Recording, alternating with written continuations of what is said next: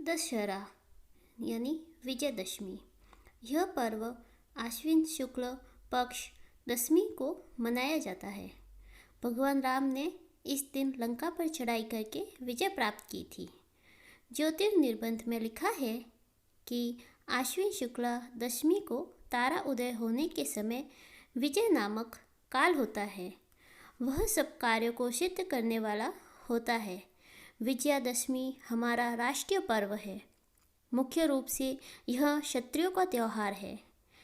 दशमी के दिन रामचंद्र जी की सवारी बड़ी सज धज कर निकलती है और रावण वध की लीला का प्रदर्शन होता है।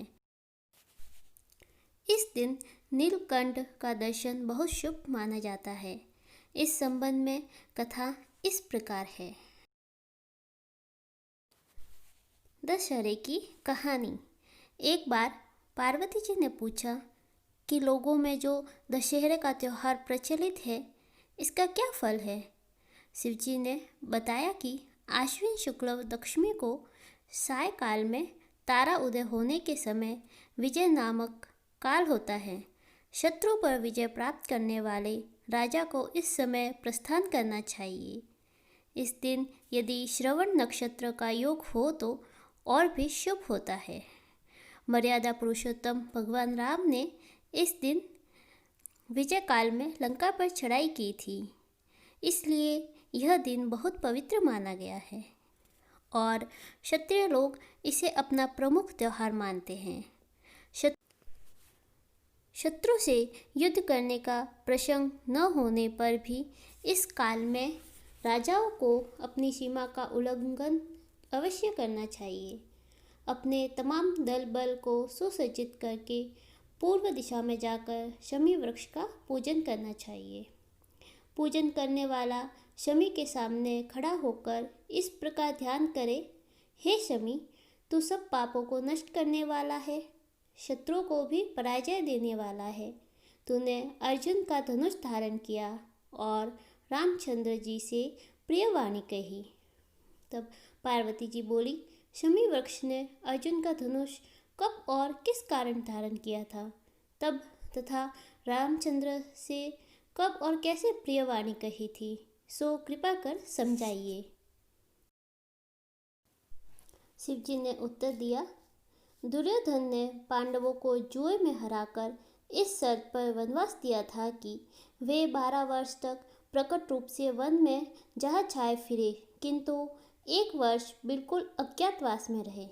यदि इस वर्ष में उन्हें कोई पहचान लेगा तो उन्हें 12 वर्ष और भी वनवास भोगना पड़ेगा।